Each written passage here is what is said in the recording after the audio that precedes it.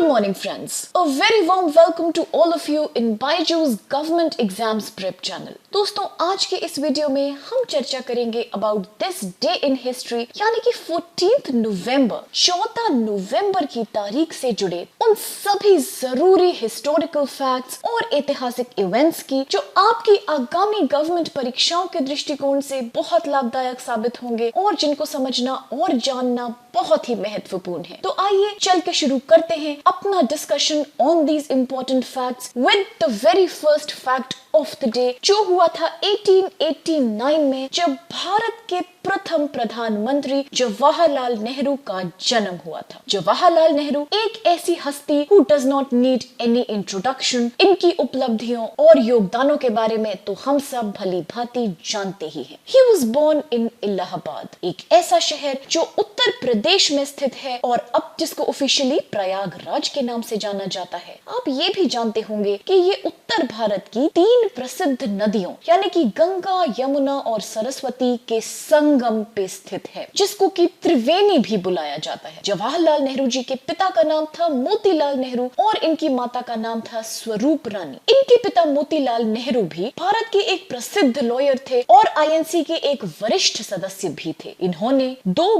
बार Indian national Congress की presidentship भी निभाई थी। मोतीलाल नेहरू को स्वराज पार्टी से भी जोड़ा जाता है because along with Chittaranjan Das he was one of the cofounders of the Swaraj Party, जिसके योगदानों के बारे में नॉन कोऑपरेशन मूवमेंट के पश्चात आप सबने जरूर सुना होगा। Now coming back to a discussion on Pandit Nehru, एक ऐसा नाम जो इनको अक्सर दिया जाता था और आपको ये भी पता होगा कि इन्हें चाचा नेहरू के नाम से भी बुलाया जाता था। इन्होंने अपनी स्कूल और कॉलेज की शिक्षा लंदन में पूरी करी, जिसके पश्चात 1912 में वो भारत वापस आ गए। भारत लौटने के बाद ही started practising as a lawyer in the Allahabad high court, लेकिन कुछ ही समय में इनका रुझान भारत की आजादी के आंदोलन की तरफ हो गया और वो इंडियन नेशनल कांग्रेस पार्टी से पूर्ण रूप से जुड़ गए। His ideas were much more radical and ahead of his times। एक ऐसे समय में जब कांग्रेस के ज्यादातर नेता बस कॉन्स्टिट्यूशनल रिफॉर्म्स की मांग करके ही खुश थे, Pandit Nehru became the first such person जिन्होंने radically, absolute और complete independence की दिशा में सोचना शुरू किया। ये एनी बेसेंट से भी बहुत प्रभावित थे and he also spent some time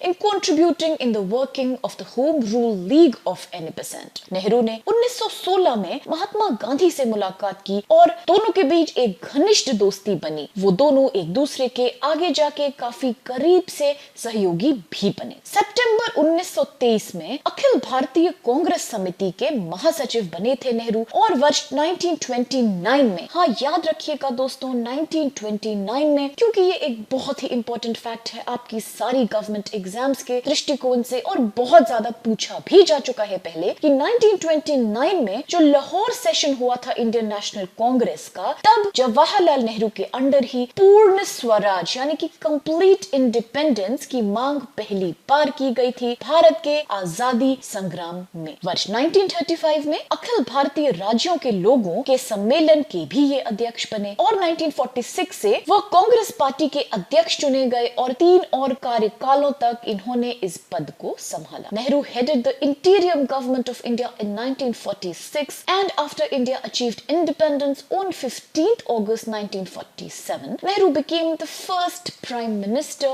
of the country। As a prime minister, इन्होंने एक बहुत ही प्रसिद्ध स्पीच डिलीवर की थी देश के लोगों के लिए, जिसके कुछ खास शब्द आज भी हम में से कोई नहीं भूलता और एग्जाम के पॉइंट से भी हमें नहीं भूलने हैं। ट्रिस्ट विद डेस्टिनी, जी हाँ, ये मशहूर शब्द इनकी स्पीच में से ही लिए गए हैं। प्रधानमंत्री के रूप में नेहरू ने मिश्रित अर्थव्यवस्था की वकालत करी यानी कि मिक्स्ड इकोनॉमी को प्रमोट किया। वो दुनिया के बाकी सभी देशों के साथ एक फ्रेंडली संबंध रखने के फेवर में थे, इसके लिए बहुत उत्सुक भी थे और he is also known to be a founder and leader of the non aligned movement. Pandit Nehru का 27 मई 1964 को दुखद निधन हो गया, लेकिन आज भी वो हम सब के बीच याद रहते हैं और इनके जन्म दिवस को सेलिब्रेट करने के लिए यानी कि मनाने के लिए एक खास ओकेजन भी मनाया जाता है जो आज ही के दिन होता है और इसको हम सब चिल्ड्रंस डे यानी कि बाल दिवस के रूप में जानते हैं। अब ये भी देख लेते हैं कि कौन सी है कुछ प्रसिद्ध किताबें जो इनके द्वारा लिखी गई हैं, because books written by famous personality आपके एग्जाम में पूछे जाने वाला एक बहुत ही क्रिटिकल टॉपिक है। So some of the very famous books written by Nehru ji are the Discovery of India, Glimpses of world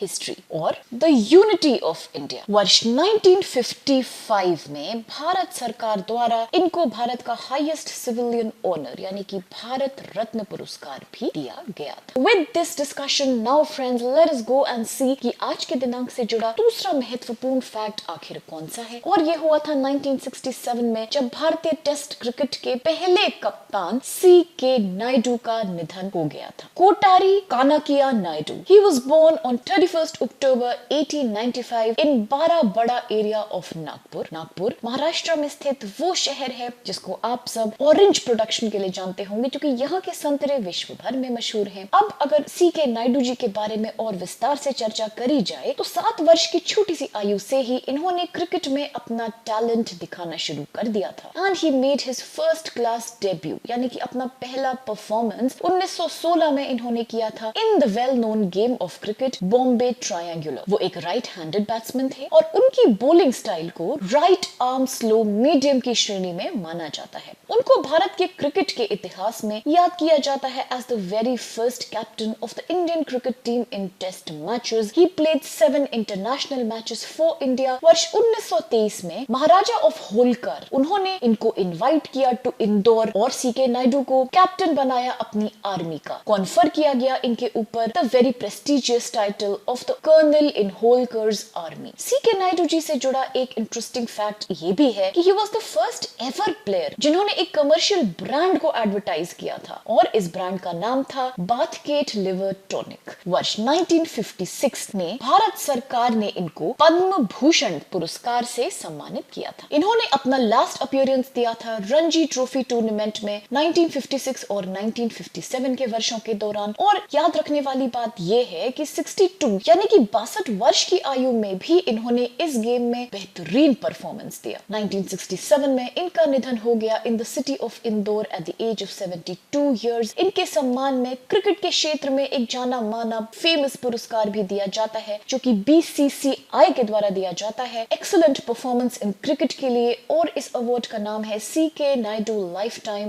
award. अब अगर क्रिकेट के क्षेत्र की चर्चा हो ही रही है फ्रेंड्स तो फिर चलिए ये भी जान लेते हैं कि अगर क्रिकेट भारत में इतना लोकप्रिय गेम है तो फिर कौन से हैं वो देश जहां का क्रिकेट नेशनल गेम माना जाता है। और इस तरह के देश हैं England, Australia, Jamaica and Bermuda. जी हाँ, इन सभी देशों में cricket is the national game. After this अब चल के देखते हैं आज का हमारा अगला फैक्ट जो 1991 के बाद से मनाया जा रहा है हर साल in the form of world diabetes day. विश्व में मधुमेह की तेजी से बढ़ रहे केसेस के कारण अंतर्राष्ट्रीय मधुमेह महासंघ और विश्व स्वास्थ्य संगठन यानी कि WHO द्वारा 1991 में विश्व मधुमेह दिवस की शुरुआत की गई थी। World diabetes day became an official UN day in 2006 with the passage of United nation resolution. World diabetes day दुनिया का सबसे बड़ा मधुमेह जागरूकता अभियान है जो 160 से अधिक देशों में 1 बिलियन से अधिक लोगों तक अपना मैसेज पहुंचा रहा है लगातार। Campaigns are done through social media awareness, generation about risk factors of diabetes, healthy lifestyle and the need for early detection. इस प्रकार के सभी मुद्दों की चर्चा करी जाती है दुनिया भर की सरकारों के द्वारा to raise awareness on this serious disorder. लेकिन दोस्तों सोचने वाली बात अब ये है कि क्यों 14 नवंबर की तारीख को ही चुना गया है वर्ल्ड डायबिटीज डे के लिए। अब ये ऐसा सवाल है जो एग्जाम के नजरिए से बहुत ही जरूरी है। तो मैं आपको बताती हूँ कि आज के ही दिन यानी कि 14 नवंबर को बर्थ एनिवर्सरी होती है सर फ्रेडरिक बेंटिंग की, एक ऐसे वैज्ञानिक की जिन्होंने डिस्कवर किया था insulin along with another scientist Charles best in the year 1922।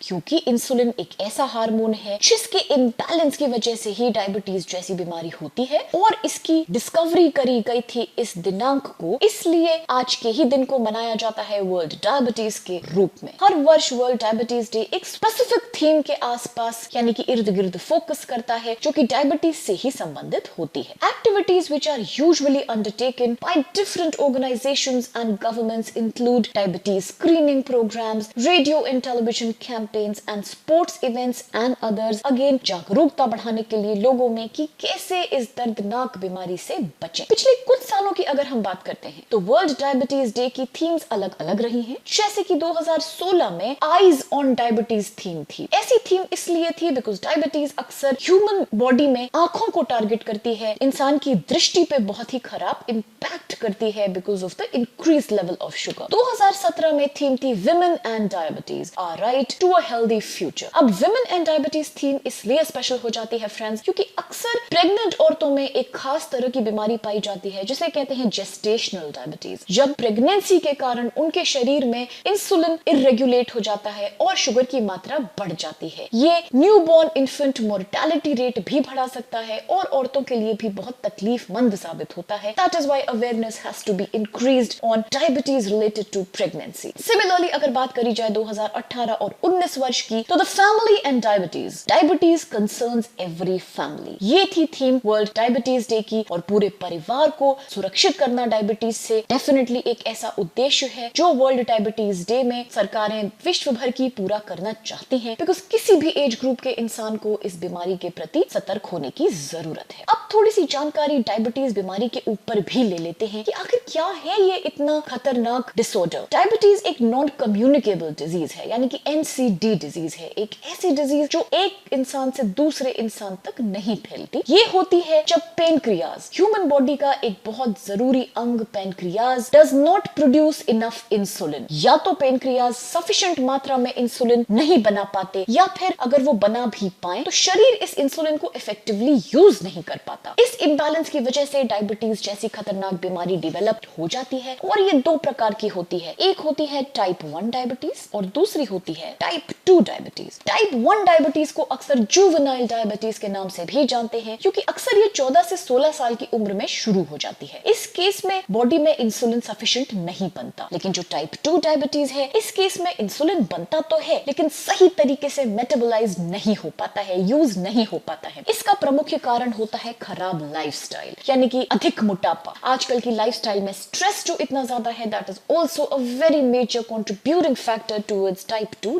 Diabetes. ये ह्यूमन बॉडी के 4 मेजर ऑर्गन्स को इंपैक्ट कर सकता है जैसे कि kidney, heart, blood vessels and eyes. With this let us go and see दोस्तों कि कौन सा है आज का अगला इवेंट जो कि हुआ था 2008 वर्ष में जब पहली समिट करी गई थी ऑफ द G20 ग्रुप और इसकी आयोजना की गई थी वॉशिंगटन डीसी में जो कि यूनाइटेड स्टेट्स में स्थित है। G20 यानी कि द ग्रुप ऑफ 20 19 देशों और यूरोपियन यूनियन का एक ऐसा संगठन है जो बनाया गया था 1999 में और इसका उद्देश्य था अंतरराष्ट्रीय वित्तीय स्थिरता को बढ़ावा देना और उससे संबंधित सभी नीतियों पे चर्चा करना। The membership of G20 consists of 19 individual countries along with European Union जिसको रिप्रेजेंट करता है यूरोपियन कमीशन और द यूरोपियन सेंट्रल बैंक। सामूहिक रूप से G20 विश्व की 2/3 आबादी और दुनिया के लगभग आधे भूमि क्षेत्र को कॉन्स्टिट्यूट करता है। तो चलिए जानते हैं इसके बारे में कुछ और इंटरेस्टिंग फैक्ट्स। G20 राष्ट्रों के प्रमुखों ने 2009 में 2 बार, 2010 में भी 2 बार शिखर सम्मेलन आयोजित किए थे लेकिन नवंबर 2011 के कांस शिखर सम्मेलन के बाद से G20 शिखर सम्मेलन सालाना बस एक ही बार आयोजित किया जाता है। G20 एक स्थायी सचिवालय या कर्मचारियों के बिना ही काम करता है। समूह की कुर्सी सदस्यों के बीच सालाना घूमती रहती है और इसे हर बार देशों के एक अलग क्षेत्रीय समूह से चुना जाता है। प्लीज फ्रेंड्स ये भी याद रखिएगा कि 2019 में जब ओसाका शिखर सम्मेलन हुआ था तो पहली बार जापान ने G20 की किसी समिट को होस्ट किया था। अब इसके पश्चात ये भी देखते हैं कि इसकी वर्तमान कुर्सी सऊदी अरब है जो कि 2020 G20 का शिखर सम्मेलन आयोजित करने वाला है और इसकी जगह होगी रियाद। 2021 शिखर सम्मेलन की अगर बात की जाए तो इसकी मेजबानी इटली करेगा। With this discussion on various facts friends अब समाप्त करते हैं आज के सारे फैक्ट्स को यहीं, लेकिन अब चल के देखते हैं कि आज के इन फैक्ट्स पे से जुड़े कौन से हैं सवाल हमारे पास। तो पहला सवाल अगर आप देखें तो कहता है कि who is the author of the famous book glimpses of World history. कौन है ग्लिम्पसेस ऑफ वर्ल्ड हिस्ट्री जैसी फेमस पुस्तक के लेखक? ऑप्शंस हैं ए मोतीलाल नेहरू, बी जवाहरलाल नेहरू, सी मदन मोहन मालवीय या फिर D CR Das. The next question says in which session of the INC was Purna Swaraj declared as the goal of Indian independence movement? INC के किस session में पूर्ण स्वराज को, भारतीय स्वतंत्रता का आंदोलन का लक्ष्य घोषित किया गया था? ऑप्शंस आपके पास कुछ इस प्रकार हैं कि 1928 कलकत्ता में, या फिर 1929 लाहौर में, 1924 बेलगाम में, या फिर 1931 कराची में। अब अगला सवाल भी देखिए दोस्तों। It says who was the first captain of the Indian test cricket team? कौन थे भारतीय टेस्ट क्रिकेट टीम के